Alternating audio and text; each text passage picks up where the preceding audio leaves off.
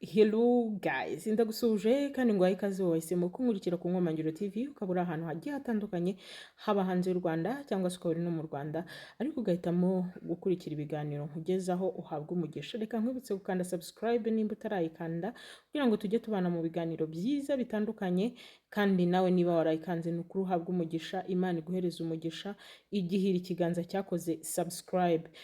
Mbibutsa kujya mukanda like ku kiganiro bidutera courage, ndetse mwibuke gukora share kugira ngo inkuru nziza igere kuri bose bityo twitungire amagara mazima. Ikindi nakubwira ni ukuzajya wandika muri komenti maze ukambwira imbamutima zawe, hanyuma cyangwa se ukambwira n'ikindi kibazo ufite tukazakivugaho muri video zizakurikiraho. Murakoze cyane. Hanyuma rero uyu munsi tugiye kwiganirira ku bantu bakunze kujya bagira ibibazo iyo bafite urugendo, ugasanga ufite urugendo ariko uhise uhangayika. Uhise uhangayika ukavuga uti mana yanjye noneho ndabigenza gute, noneho ndabyitwaramo nte ko mfite urugendo. Kubera iki? Kubera ko ugubwa nabi, ukagira isereri, ukagira kuruka, ukumva urajagaraye, nyine ukumva ntabwo utuje. Rero uyu munsi nje kukumara impungenge nkubwira ngo humura, komera.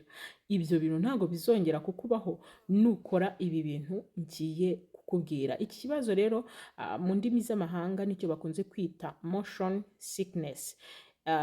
Rero iyi ndwara, reka tubyite indwara, irabangama. Uzi kuva i Rusizi ujya i Kigali ukumva urahangayitse, cyangwa se ukagenda uhumirije kugera iyo ugiye, cyangwa se ukagenda uruka ugarura. Ibi bintu birabangama. Ni ukuvuga rero kugubwa nabi bitewe no kugenda mu kinyabiziga, nibyo bita motion sickness. Rero ibi bintu cyangwa se iyi ndwara irabangama niba ujya ugira umuntu mujyana ku rugendo, cyangwa se nawe ubwawe ufite iki kibazo. Ni ukuri mujye muyamba abantu, sibyo? Reka rero nkutangarize ko ibi bintu binakira. Birakira. Hari abantu usanga bafite ihinyu, narababwiye ngo nimuticisha bugufi ngo mbavure ntago bizavamo. Mujye mureka ihinyu, muce bugufi, sibyo? Muce bugufi bizagenda neza, sibyo? Hanyuma rero mumbabarire ndavanzemo gake ariko ntago nareka kubibabwira. Iki gitondo nakira inkuru nziza, nabonye undi mwuzukuru. Hari umumama nyine wakoresheje imiti mbabwira cyangwa se mbaha, hanyuma rero yabyaye yanyoherereje umwuzukuru, kandi nyine biba byabereye aha ngomba kubabwira inkuru nziza. Imana ihabwe icyubahiro kubw'uwo mumama. Reka twikomereze. Hari abantu bakunze kugira ikosa, ugasanga bagiye kujya ku rugendo, hanyuma mu kujya ku rugendo barariye, banujuje inda rwose, bujuje igifu. Ibi bintu birazira. Igihe cyose ufite ikibazo cyo kuruka mu modoka, ni ukuri ndagutangariza ko nurya ukageza mbega cyangwa se ugahaga cyane bizagaruka. Ikindi ugasanga hari abantu bariye ibiryo byiganjemo ibirungo cyangwa se birimo amasosi tomate, sibyo? Ibi bintu bituma iyo ugeze mu modoka ufite ikibazo cyo kuruka cyangwa se cyo kumererwa nabi, umererwa nabi kubera nyine ibi bintu uba wariye, sibyo? Ikintu nakubwiye, irinde kurya ubunyobwa cyangwa se ibigori igihe ugiye mu modoka. Hari abandi bahita bavuga ngo ahubwo ngo nibyo bimfasha. Never. Nyine biragufasha ariko ntabwo ari umuti, ntabwo ari umuti. Ibiryo birimo ibirungo biri ku mwanya wa mbere ubutera kugarura. Reka rero nkwibwirire akitozo cyangwa se ibyo uzakora kandi bikwegereye bizagufasha cyane. Icya mbere cyo tuzifashisha tangawizi n'indimu. Ibi bintu nkunze kubibabwira. Ni ukuri twagakwiye gutunga twa tugurude duto cyangwa se uducupa dutoya tugendana. Niba wateguye urugendo, tegura spice cyangwa se iki cyayi cya tangawizi, ushyiremo n'akadimu, then ubinywe mbere y'uko ujya ku rugendo. Ibi bintu nubinywa cyangwa se ukaba ufite ako kagurudu ukazajya usomaho gake, ntabwo ushobora kugarura. Ntabwo ushobora kugarura. Icyo ni kimwe. Ndagira ngo ngutangarize ngo uwo ni umuti umwe. Umuti wa kabiri, fata umugati wa sandwich. Iyo nkubwiye sandwich mba nkubwiye nyine wa mugati utagize ikindi kintu kindi kivangavangiyemo, usange harimo amajone, usange harimo ibiki. Sandwich twese turazizi, sibyo? fata sandwich zawe cyangwa se yawe uyirye uyirumanze, ni ukuvuga utanywesheje amata, utanywesheje icyayi, ugiye ku rugendo uyirye. Numara kuyirya uzagera iyo ugiye nta n'akantu namba wumvise. Ibi bizagufasha cyane. Ikindi abantu bakunze gukoresha cyane igishyimbo cyumye. Igishyimbo cyumye kukimira nk'ikinini, iyo ukimize nk'ikinini kirafasha cyane, ibintu bigarura isesemi, aside nyinshi zizamuka ntizishobora, nabwo ugera iyo ugiye amahoro.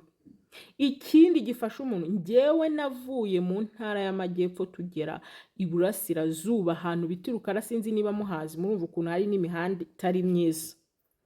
Urumva umuntu akoresha iki? Yakoresheje ikintu bita akabuye. Akabuye kano gasanzwe dutoragura hasi. Akabuye uragafata, wamara kugafata ukagapfumbata mu ntoki zawe, ukigendera iyo ugiye amahoro. Hari n'abandi bakunze kugufata kuri uyu mutsi bapfumbase n'akabuye bakagerayo nta kibazo. Ikindi, ushobora gufata ako kabuye wakogeje neza, wakakoreye isuku, then ugashyira munsi y'ururimi rwawe ukigendera, ugera iyo ugiye amahoro.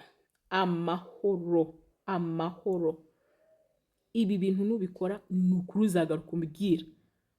Ikindi gisa n'igisekeje nkunda kubabwira, iyo umuntu ari ku rugendo akumva isesemi iraje, ibyo byose yibagiwe kubikora, wowe ubwawe niwe wivura. Uti gute?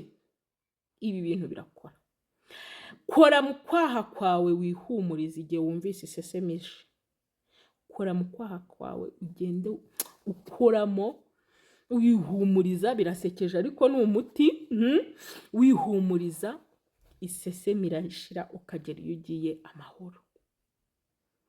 Indi nama, ntukarebe muri telefone cyangwa se ngo urebe ibigukikije, ibiti bigenda, imisozi igenda.